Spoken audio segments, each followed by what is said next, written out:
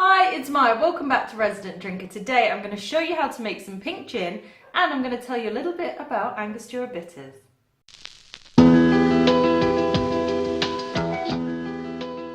Pink gin.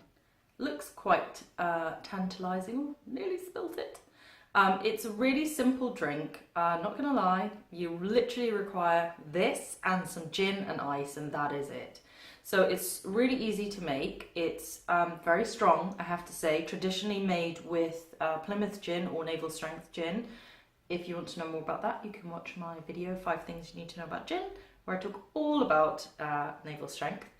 So it's a really strong drink, but it's a beautiful kind of marriage between the botanicals in the gin and then the aromatic botanicals that you find in bitters. And the bitters sort of lend, I wouldn't say bitters are particularly sweet, but they obviously add a sweetness to the drink. And I think the two go very well together. So let's have a taste.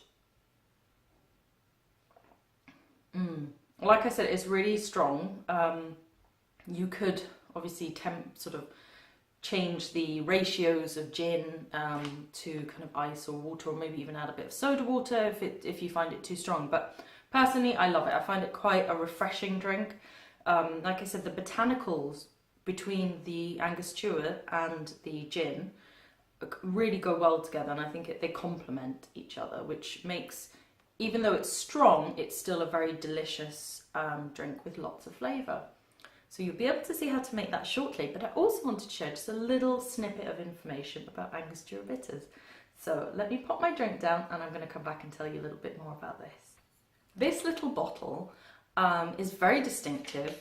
I think we've probably all seen it. It's, I would say it's an essential ingredient in like many of the most famous drinks, and old-fashioned Manhattans, things like that require Angostura Bitters. And that's a testament to how long it's actually been around. So it was actually invented in 1824 actually in Venezuela.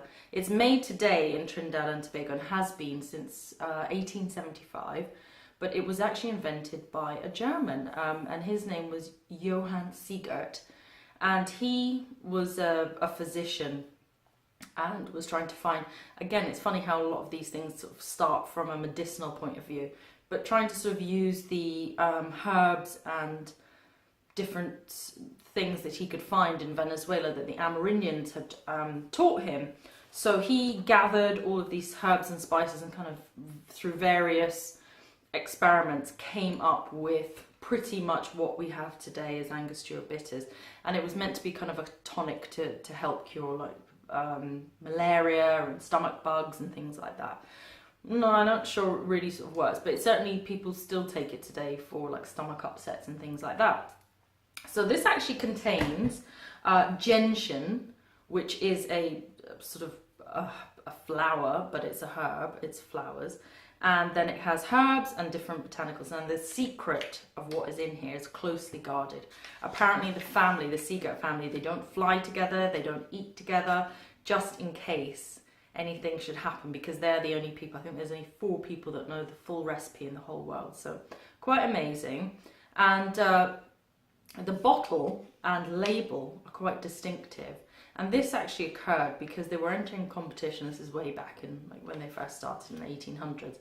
And one brother went off and designed the bottle, and the other brother went off and designed the label, and they didn't really communicate with each other. So you ended up with a label which created this collar, and the bottle, which was much sort of smaller. They didn't win the competition, but one of the judges told them that the bottle and the label were so distinctive that they should definitely keep it, because it would be a great selling point and people would always recognise their product. So really, Angostura Bitters is something that is probably very well thought of in the bartending trade. It's a great thing to have at home in order to make lots of cocktails, because having this, you can't really make some of these drinks without Angostura Bitters. They just wouldn't taste the same. An old-fashioned without Angostura Bitters is not an old-fashioned. It'd literally just be bourbon and ice.